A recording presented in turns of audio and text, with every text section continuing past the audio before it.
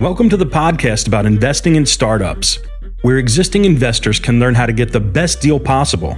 And those that have never before invested in startups can learn the keys to success from the venture experts. Your host is Nick Moran, and this is The Full Ratchet. Welcome to another release of Investor Stories. On this installment, the experts talk about their investment philosophy, how they evaluate early-stage startups, and how that may be unique from other venture investors. Here is the segment called Venture Investor Strategy. On today's special segment, we have Maya Heyman of Converge Venture Partners. Maya, can you talk about your thesis and also how you evaluate early-stage startups for investment, and if there's any aspects of your approach that may be unique from other investors? I think at the early stage, the approach to evaluating an investment is, our approach at least, is understand what's knowable and unknowable and be honest about what's unknowable. I think we all want to try to do as much research as possible, but at the early stage, depending on the type of company, you may delude yourself on how much is truly knowable. And so that's fundamental to how we approach opportunities. And I believe so much is about the team you're backing. You know, there's that saying, is it the jockey and the horse? Yep. Well, I think it's the jockey, the horse, and the condition of the track. Because, right, meaning the marketplace, right? So you can have a great jockey, a great horse, but if the market conditions, it doesn't matter. And that market conditions, said a different way, is timing. Is the timing right? Are you relying on behavior changes, which may take much longer than you think to embed themselves in the market? Or is the timing right that the consumer or the enterprise is already adopting what you're expecting they will? Timing is where I've been burned. You know, great ideas, but the time wasn't right. On today's special segment, we have Peter Wilkins of Hyde Park Angels. Peter, can you talk about your thesis and also how you evaluate early-stage startups for investment? And maybe mention aspects of your approach that may be unique from other startup investors? Well, what's unique is that we start with matching domain expertise with the entrepreneur and the startup market that company is being built around or trying to capture.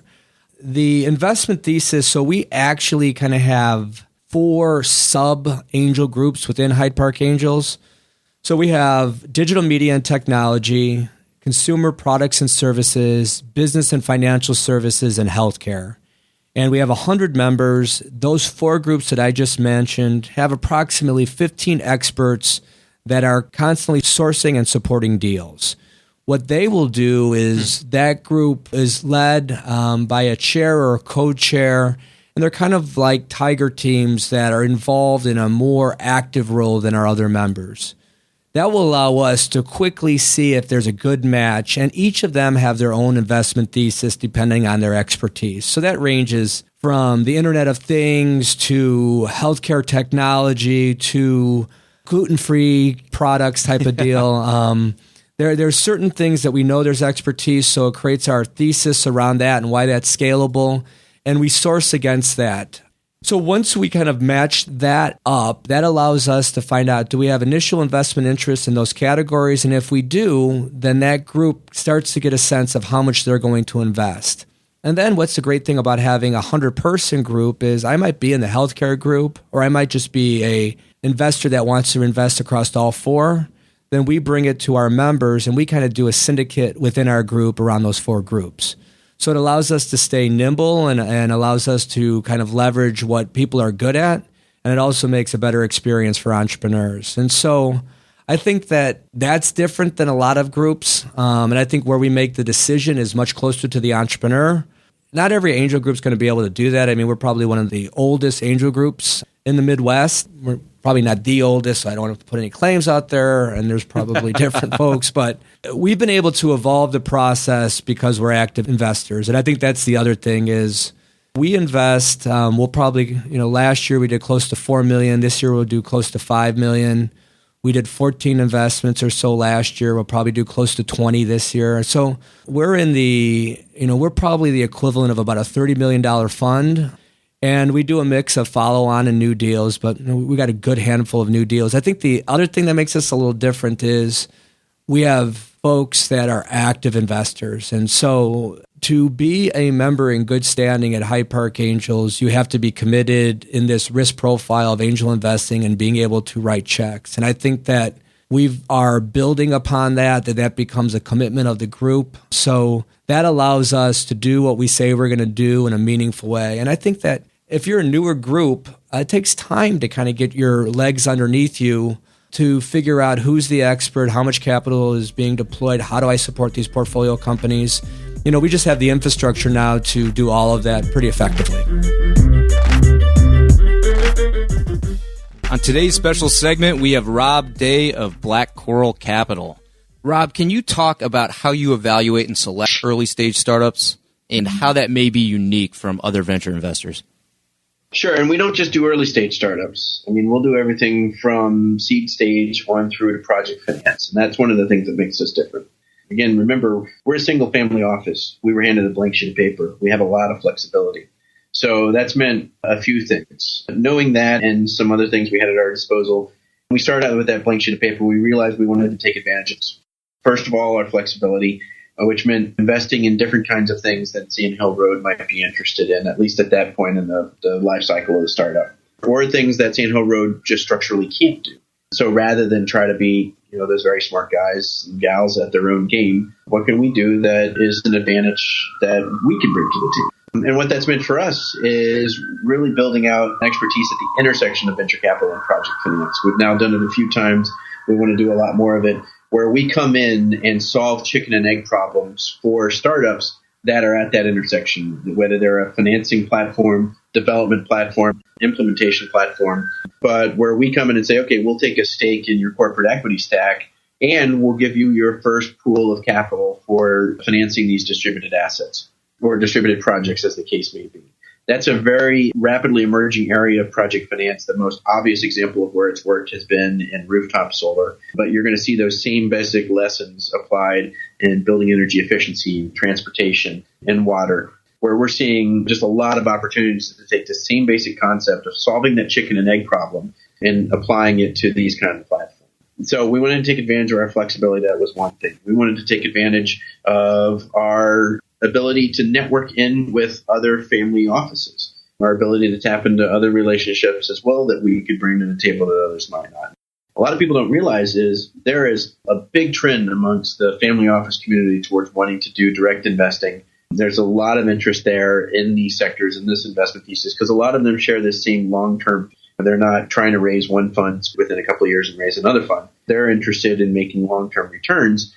Time is money. That doesn't mean everybody's patient capital, but it does mean that, as things like the clean tech sector wax and wane in terms of investors' interest, that's a lot more stable in the eyes of these types of investors. And so we've actually built out a network and even a formalized group, which I describe as being basically a super duper angel group in terms of how it's run, but a group of other family offices that all look to co-invest with each other. That's worked out really great because we found some great investment opportunities and co-investors through such activities.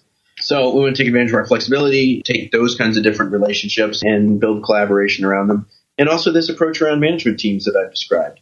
It's not rocket science. It's not ink blots or RU and INTJ or anything like that. It's just a methodology for making sure that you are going to back a team, you know as much about that team as you can within the constraints of, a diligence process.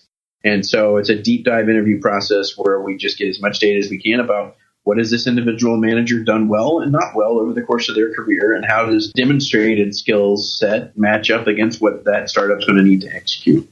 And like I said, that's really helped us. And it's not the same for every single opportunity, but that's really helped us as we've built out this model. So for us, if you put all that together, and business model innovation, where it's not a technological innovation, so great management team, but the bugs died in the test tube, so oh well, right? If we're going to take all this trouble to identify top 10% management teams, We want to back them in opportunities where that level of execution will win, whether it means that the business model itself needs to shift over time, which has absolutely happened in some of these cases. We want to back them ideally where we can bring that expertise both on the venture capital side and the project finance side to bear. It doesn't mean that we have to write checks on both sides of that every single time, but we're invested in an energy efficiency financing platform, for instance, where we helped bring their initial pool of capital to the table, even if it wasn't from us. And that was because of our expertise there as well. And so those are the things that we look for, and then try to take advantage of our flexibility over time to make sure that we're giving them what they need as their needs evolve. Yeah, on that team point, we had Steve Blank on the program, and he talked about monitoring startups over a period of time.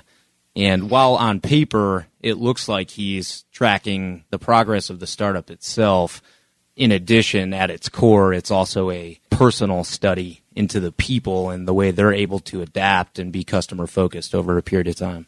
Well, that's right, and I described it as something that's part of our diligence process, but we've gotten a lot of great value out of helping to build out these teams as well.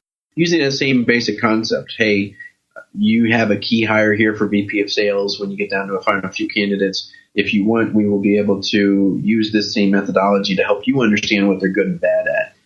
I had one example where we did that. It was 2 great candidates, but one of the candidates for VP of sales was really good at, when you know what you're going to be selling, running a team that was going to deliver high results. The other one was much more of a sort of pioneer VP of sales, somebody who was going to help discover what you should be selling. And the CEO was able to take that information and help make the right choice, which has worked out really wonderfully in terms of which of those 2 candidates to hire. So that's exactly the kind of thing that we like to do to try to help our entrepreneurs have an unfair advantage. That will wrap up this installment of Investor Stories. Head over to thefullratchet.net to leave a comment, sign up for the newsletter, or find resources discussed on any of the episodes. Until next time, remember to over-prepare, choose carefully, and invest confidently. Thanks for listening.